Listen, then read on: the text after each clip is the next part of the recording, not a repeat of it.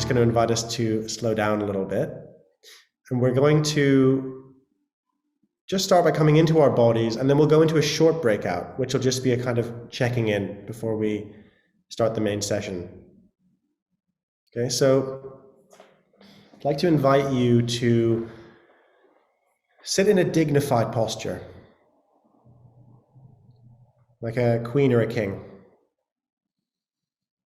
And somewhere, I think, deep within us, we all instinctively know what that feels like. And it might be that you can feel that sort of dignity in your shoulders and in your chest.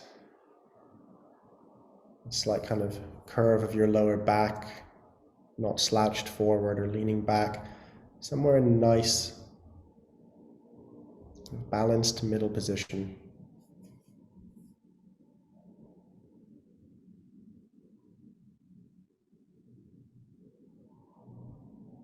I invite you to take a deep breath.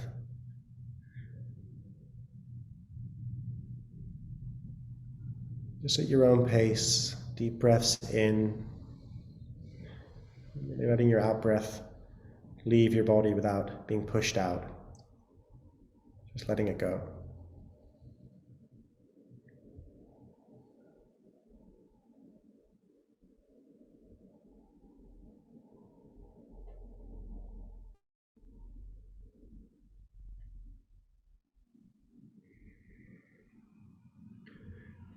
Taking a moment to consciously slow down.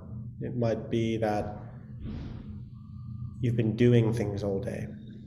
You've been moving your body, you've been engaging with the world, maybe you've been sitting at a computer. So just for now, I'm going to invite you just to come into a space of being rather than doing.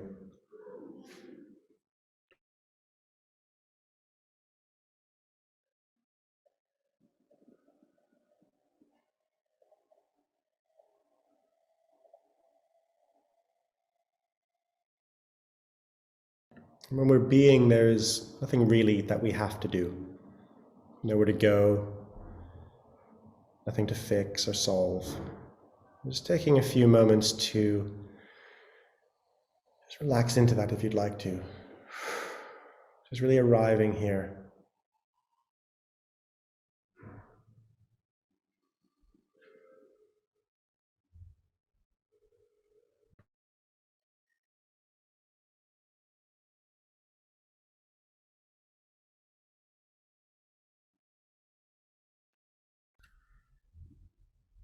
I just invite you to tune into parts of your body you can really feel the most in this moment.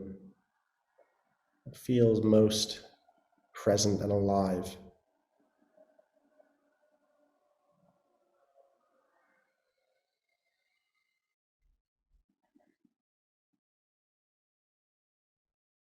And just breathing into that part,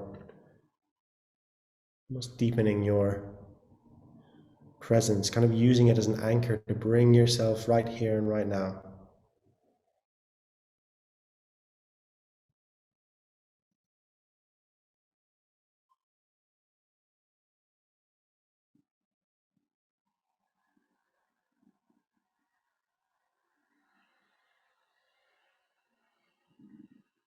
And staying aware of your breath,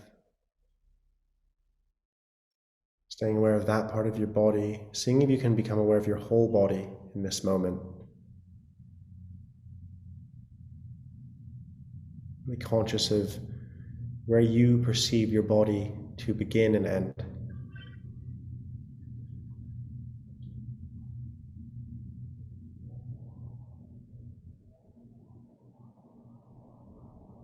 And becoming really curious about that. Where does your body begin and end?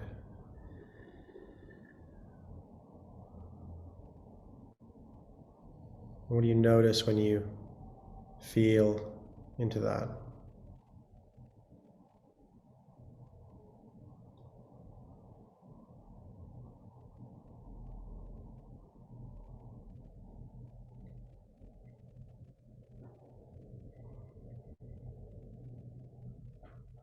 And our bodies are always an anchor into our deepest selves, and always an anchor into the present moment. So I invite you to deepen that anchor, deepen that connectedness to right now. And do that by taking 3 deep breaths. With each in-breath, seeing if you can become a little bit more awake, a little bit more present to your senses.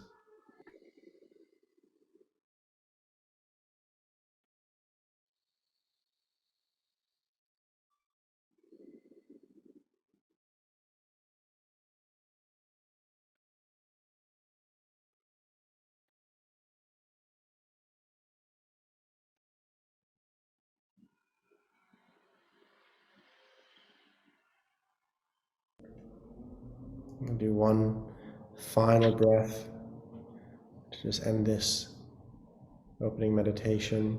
Nice deep in, and if you want to, you can let out a sound on the out breath. Maybe take a moment just to look around the room, situate yourself in your environment.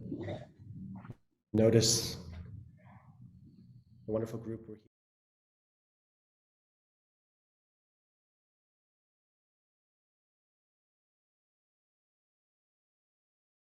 Yeah, and today I want to talk a little bit about the importance of embodiment in a sense, and also its opposite. So, why is it important for us to be talking about embodiment? I always gauge these questions of would my granddad understand it? And I know that if I was to say it's so important to embody, he'd say, of course you're in a body, what are you talking about?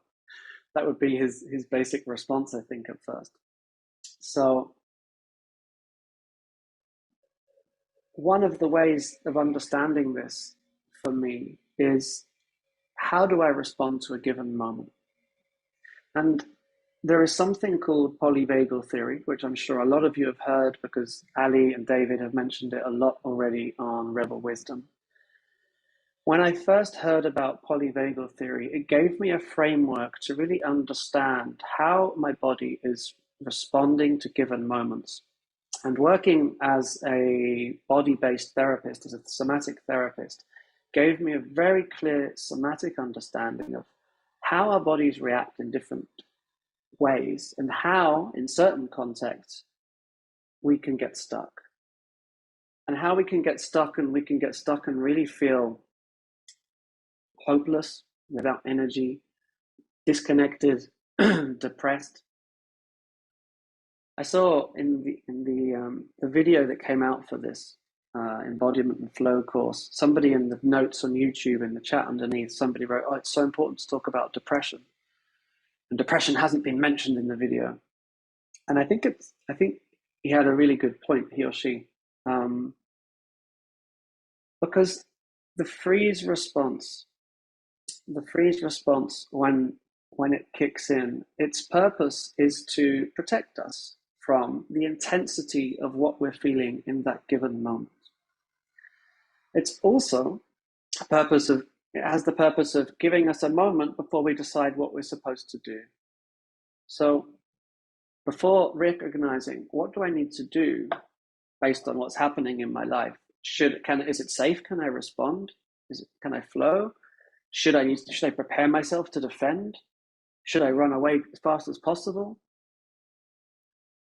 Before I can decide that, I freeze to work out what to do next, to work out what's the best approach to get out of this situation. So just notice, even in your bodies, as I'm talking about freeze response, what happens in your body. Maybe nothing happens, but maybe you're starting to notice already how something starts to hold. It's very common. So the practice of embodiment is starting to work out, how do I start to find ways to make sure I don't get stuck? And if I have gotten stuck, how do I get unstuck? Now, this can be just related to myself. This can be in relationship with others. This can be in relationship with the world around us. There can be different things that trigger me to get me stuck for some reason. So how do I get unstuck again? And the process of getting unstuck is very much, as far as I can see, how do we find a way of flowing again? How do we get back into a state of flowing? Look at my hands flowing as I describe flow. So what I want to do, I want to come up into a more heady place for a second and really just describe polyvagal theory. And then we'll come down in and check in with it. Just give me a wave if you know what polyvagal theory is already. Okay, so I've got like half of my screen waved. It's just nice, thanks. Just wave at me just for fun because it's nice to be waved at. Wave at each other if you've got the screens on, it's lovely. This would be a good therapy in itself. Just have everybody just wave at you and say hi. It'd be a lovely thing. So polyvagal theory, designed by Stephen Porges, which Nicola wrote in the group underneath.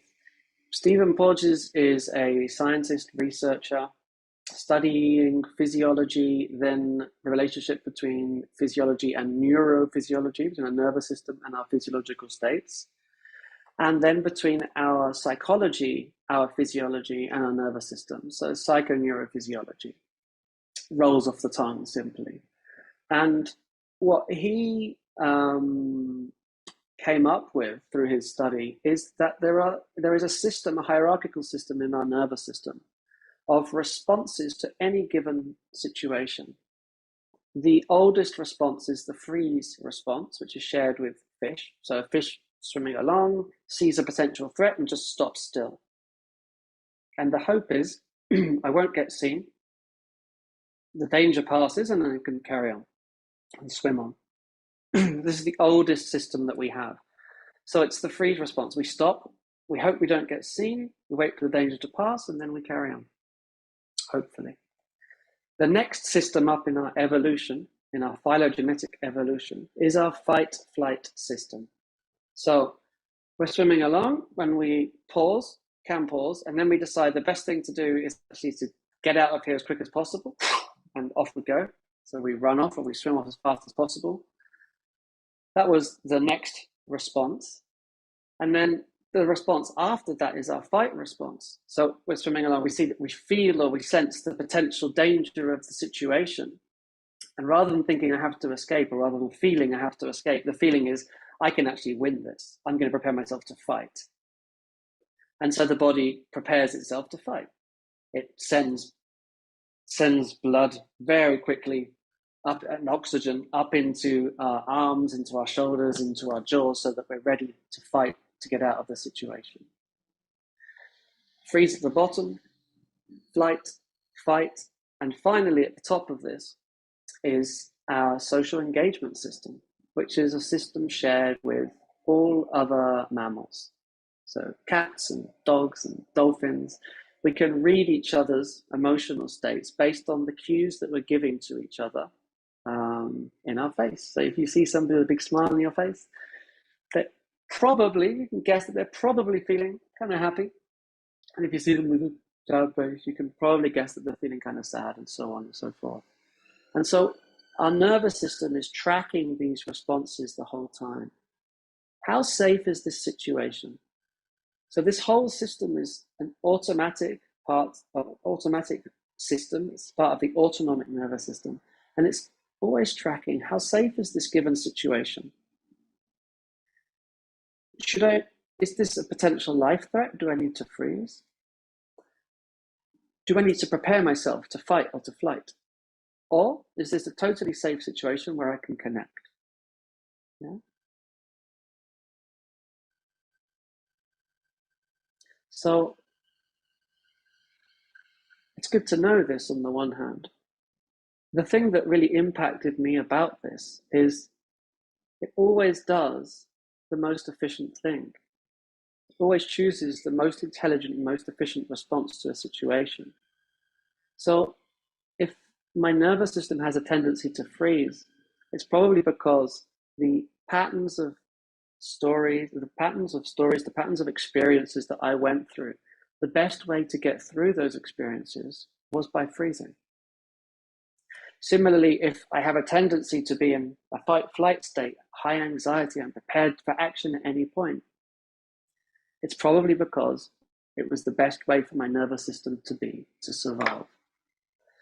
Now, when I understood that first, and then slowly over time, I started really understanding that in my body.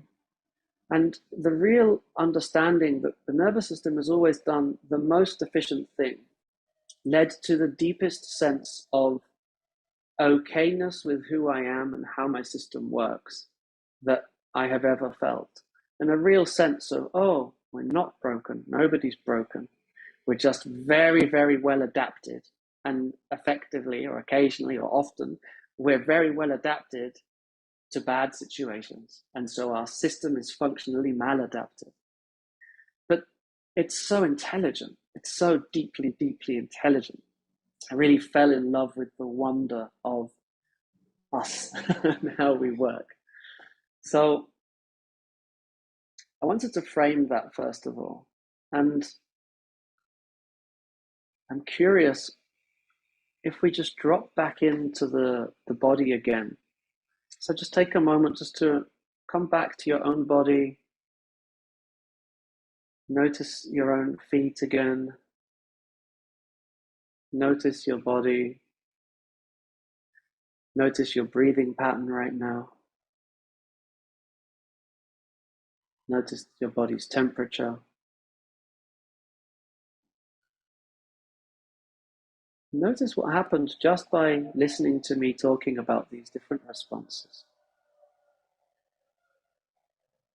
There's no right or wrong way of being. It's just a case of noticing what's going on right now.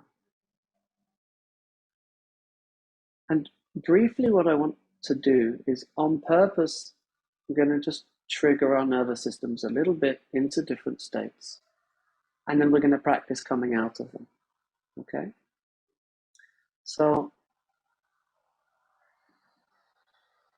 as we do this, I want to invite you to be careful with yourselves. So I'm going to ask you to pick examples. And if you've been through very big capital T traumas, I would recommend you don't pick those. Pick smaller ones. Pick small things, little triggers, something that annoyed you this week.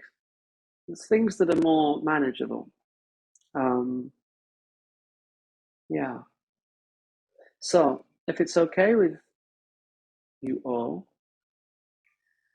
I would like to invite you to think of a moment when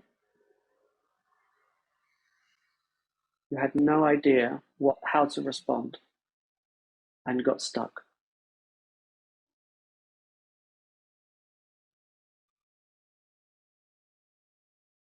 Or that you felt that you couldn't respond the way you wanted to respond and you got stuck.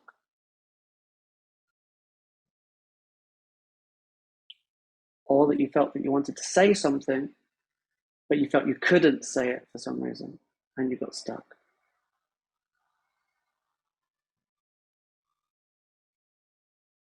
Even as I name this, I'm noticing how my diaphragm has stopped breathing. I'm noticing the tension in my stomach. I'm noticing my movements are very, very still. I want to invite you just to bring curiosity to your own system right now, just noticing what's happening.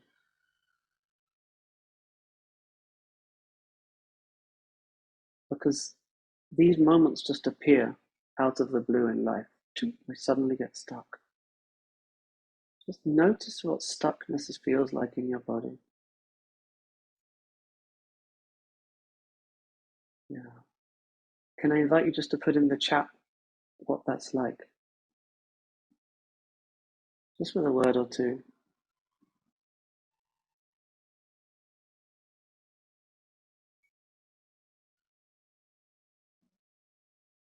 Yeah.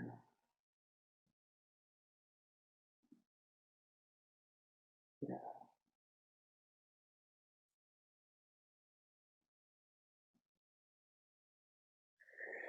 Oh, yeah, just feeling the impact of this as well. Just as you read through those words, notice the impact it has.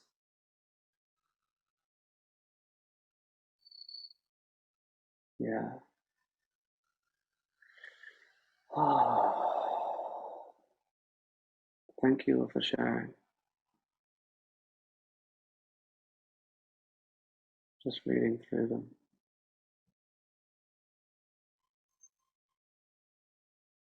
Yeah, yeah. So, we're going to swing out of this on purpose. I want to invite you to think about again, what was the best thing that you took away from last week? That best thing that you were doing this week. I came out of the park and I went and I climbed a tree.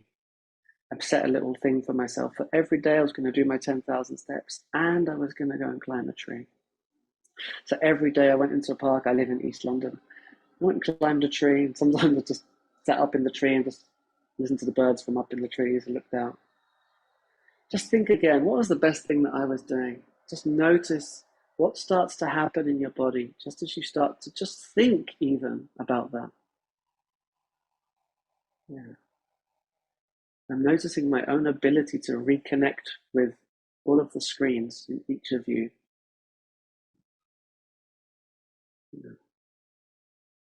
So just notice again what happens just by hearing me talking about this and by thinking about your own one. What I want us to do, we're going to carry on now. We're going to carry on moving this a little bit. So either sat where you are or standing up. I'm going to stay sat down for now. We're going to come out of threes a little bit. So here's a couple of great tools to get out of threes. So one, you can think about things that are good for you. You can talk about things that are good for you. And now, number two, let's just give our bodies a bit of like an energy shower, so to speak. You're just going to rub every single part of your body, just giving it a bit of a wake up. I can already feel the yawns starting to come. Really let yourself yawn, let your jaw open wide.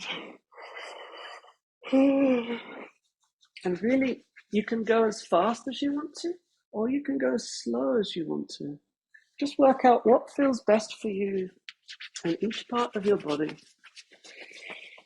And I really feel like I need to be around here in my diaphragm area. But make sure you get all of your body, doing my legs, really just waking it all up again. You want to do your head, your scalp, jaw, and then we're going to follow exactly what Nicola is doing right now. We're going to go into just bouncing with our hands. So just bouncing your hands, let it just come and bounce into any areas of the body where it feels like it's useful, where it feels like it's a comfortable thing. Yeah. Oh, just notice how the breathing starts to open up. Really let yourself make sounds. I see you, Rosemary, getting a big yawn there. Love to see that. See you too, Lynn, yawning. And really start to follow. If your body feels like it needs something, if it needs to stretch, if it needs to move, let yourself do that. The way out of the freeze response, the immobilization, is mobilization.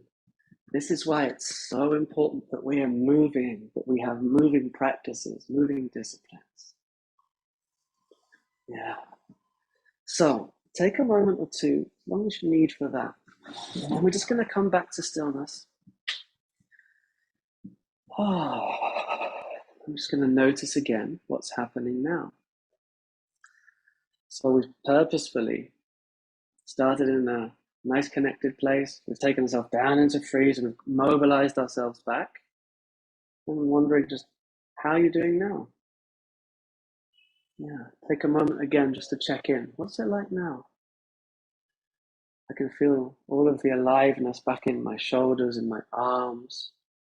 Still feel a tiny bit of the impact in my belly and diaphragm. But the rest of me is starting to feel open, my feet feel grounded again. Yeah, okay. Energy flowing, feel warm again, feel better again. Great. Sorry that I make you go through these nasty things. But this is It's so important, not that you hear about it, but the actually experience it, and then experience pulling yourself out of it to remember, oh, I can do this. When I'm at work and I freeze because somebody said something to me in a certain way, I can take a few moments, I can rub myself down, I can open my body up, and I can start to move again. Yeah. Yeah, tingling with feeling open. Great. So we have the freeze response at the bottom. In the middle, we have the fight-flight responses. So when the fight-flight responses come online, they speed everything up. They get us ready to run. They pump our heart faster. They try and get blood out to our extremities so that we are explosive, so that we can move fast, so that we can punch quickly, so that we can bite hard, so that we can throw fast. Yeah, yeah. So let's just bring something up again. I'm just taking our nervous systems all over the place today. So what I'd like to bring up this time is something that really activates your nervous system, mobilizes your nervous system. So I want to invite you all again to think of something, let a memory come up of a moment where you had to move incredibly fast to get out of a situation, to escape from a situation, to resolve a situation. You had to move fast. Maybe you had to dodge out of the way of something. Maybe you had to look intently and move based on that.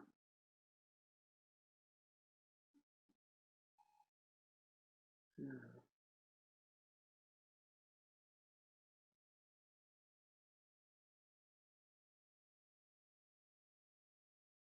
I'm wondering if you can find something.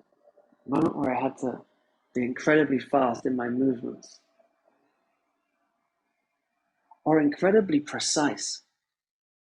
I have a rock climbing memory pop into my head where I suddenly thought I was climbing. I was the first lead climber, so there was no ropes yet. I was lead climbing, and I'd gone only 3 or 4 meters higher than where my partner was waiting for me to tie on.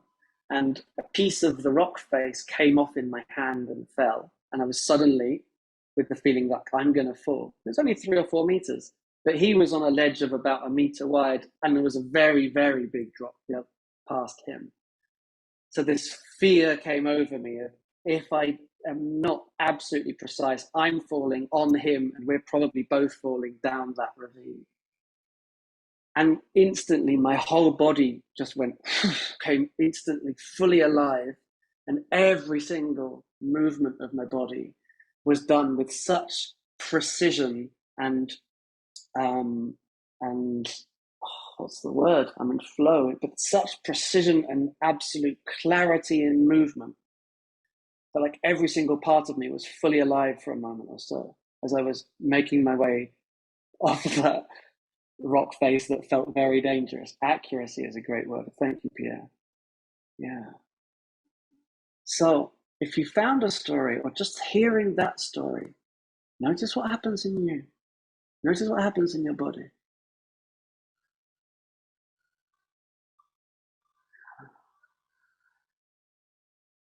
Yeah, what's it like?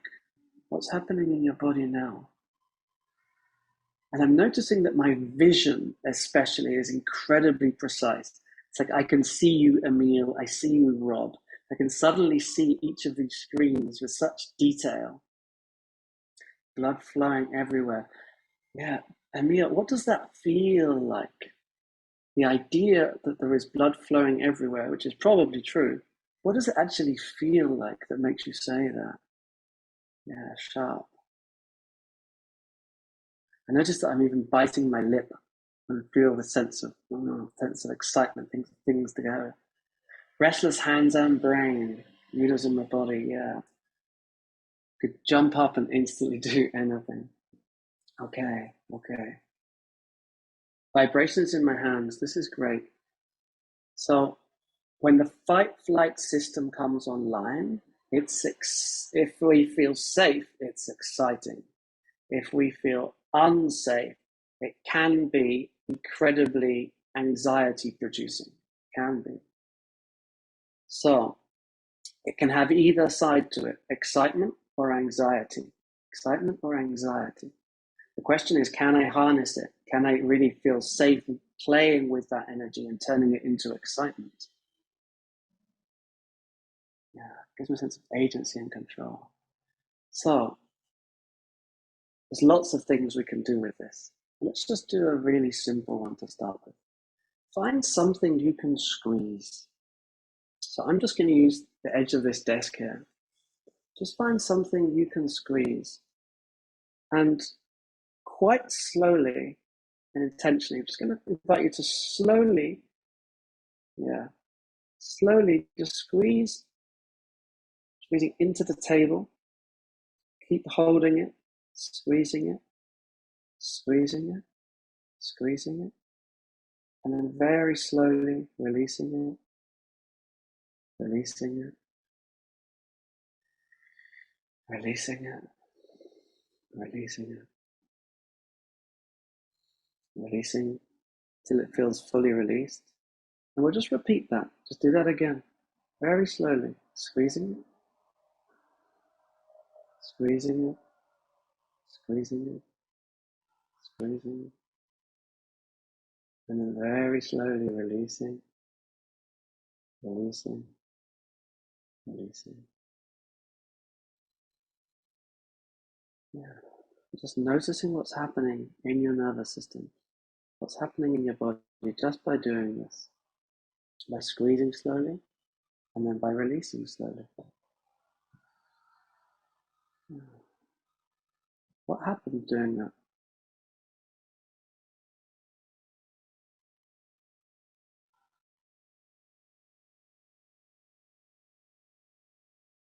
The balancing, yeah. Yeah, slow down, drowsy, focusing. Yeah, correct, correct. Yeah, no breaks, exactly. The point of doing these exercises, I want to show you that we can get stuck down. We can have too little energy. We need to mobilize. The way we've mobilized, we need to move, we need to get up and get out of the stuckness of freeze. But we can also get stuck up. We can get stuck in this hyper, this anxious, this excess place. And we need to look for ways where we can actually start releasing. And the releasing of that also requires the mobilization, but the slow, useful mobilization that helps to discharge that energy. So I can energize myself up, or I can actually bring myself down. And the point of this is that once I can get out of each of those stuck places, then I can actually start to flow. Then I can actually start to flow. Because I can move down into stillness and I can flow out of it into activity, and out of activity back into stillness. So this is from parasympathetic up into sympathetic, back into parasympathetic. This is yin and yang. And it's the balance of the two. It's the possibility of being able to flow in and out of these in myself, with other people, and with the world that we are practicing. This is the embodied state that we're practicing. How do we flow through stillness and through mobilization without getting stuck? So, how are we doing for time? 9 o'clock. I want to just distill these ideas into 3 really simple little rules. So the first one is just make sure you can feel your feet right now. Just press your feet down into the ground. Yeah. Give your toes a good wiggle. Give them a scrunch even. And just try and get your feet as comfortable as you possibly can. So just do whatever you want to do with them. I'm just giving my ankles a bit of a shake. Make sure you can feel your feet. And then the second rule, I'm going to stand up for this rule. The second rule is, if there is anywhere uncomfortable in your body, pay attention to it and move your body until you're comfortable. Such a simple rule. Let's actually do it now. So I'll invite you all to stand up and to pay attention. Notice if there's anything uncomfortable in your body. I'm just taking a moment to spot, and I can still feel a tiny bit of tension in my diaphragm. So I'm going to start doing something, but I want you to do what your body needs, not what you'll see me doing. You might notice somebody else doing something and say, that's what I need. Feel free to imitate. So I need to kind of bounce my hands here and shake a little bit. And I want to invite you to really open your voices here. So anything that feels like it needs to come out is very, very welcome. Anything. Yes. I'm just going to shake my shoulders out. Really looking to soften the muscles, and I shake my arms, and I kick my feet out in front of me. Yeah. So I can feel like my thighs actually are a little bit asleep. I hadn't realized. I feel like I need to bring them up. I could do some squats quite happily. Yeah. So just starting to kick my feet out, punch my arms a little bit. Just looking, what does my body need? To fully open. Yeah. Feel free to stretch, to move. Really trusting what your body needs. Yeah.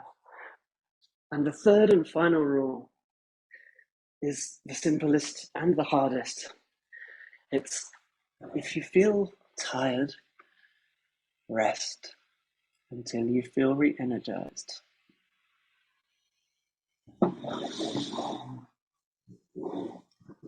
Yeah. So you might find that there's different types of releases going on. You might find yourself yawning, you might find yourself burping, you might find yourself sweating, you might find parts of your body are shaking. These are all ways the body discharges. You might find yourself hiccuping. You might find yourself crying. It's welcome. Looking for the ways that the body releases tension. So you might need to carry on. I've sat back down because pretty much feeling good right now. But this is something that often I find myself doing for 2 hours until something that has felt like it got stuck somehow gets unblocked and opens up again. And this is a kind of trauma release diet self-help version. Make sure you can feel your feet. Generally, if you can feel your feet, then you're going to be grounded, connected here and present. If there's anything uncomfortable, whether that's frozen or there's fight flight, move it until it becomes comfortable. You're looking to mobilize your body out of that state into a state of connectedness. And if you get tired, just stop and rest until you feel fully re-energized. Okay? So you might end up resting and then you do another bit later, another bit another day. So you don't need to try and release all the tension in your body in one go. So taking up space, yeah, I like that. I'm going to invite you all just to come back down, back into contact with the ground. You can still see people yawning, still see people moving. Wherever you're at is perfect.